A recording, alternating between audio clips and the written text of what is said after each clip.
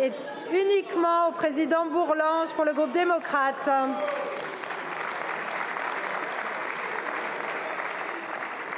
Madame la Présidente, rassurez-vous, ce sera plus calme. Madame la Première ministre, Madame le Ministre, mes chers collègues, nous célébrons aujourd'hui l'appel à la construction d'une Europe unie, lancé il y a 73 ans par Robert Schuman. Le groupe MoDem se garderait de manquer à ce rendez-vous du souvenir et de l'avenir. L'Europe, c'est aujourd'hui deux choses essentielles, la paix pour vivre ensemble et la synergie pour vivre libre. Les Français aiment l'Europe quand ils regardent le passé, parce qu'elle a su mettre un terme au cauchemar de la guerre éternelle qui a empoisonné leur histoire.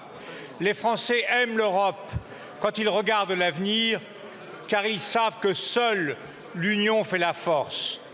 Mais cet avenir est inédit, j'oserais dire révolutionnaire.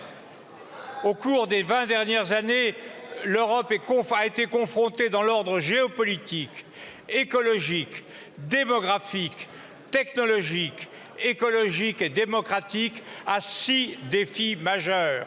Elle n'y a répondu que de façon partielle, malgré les appels répétés du président de la République. Dans la foulée de son discours de la Sorbonne, les Européens sont globalement incapables de répondre aux 3 questions qui déterminent les réponses.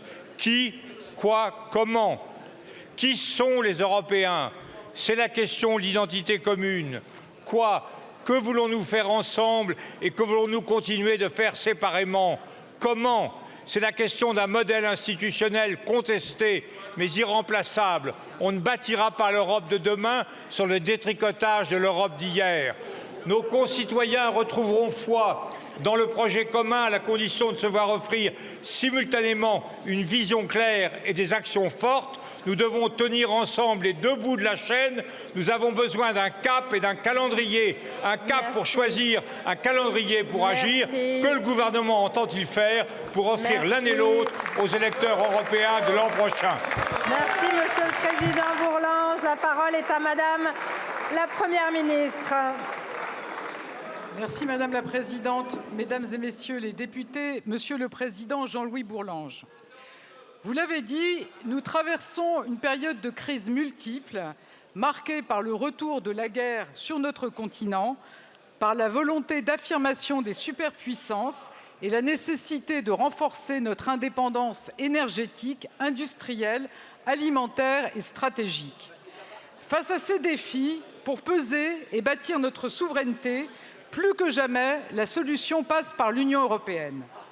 Bien sûr, les partisans du repli sur soi et les populistes des 2 bords aiment à accabler l'Europe. L'Europe est leur bouc émissaire commode et serait la cause de tous leurs maux.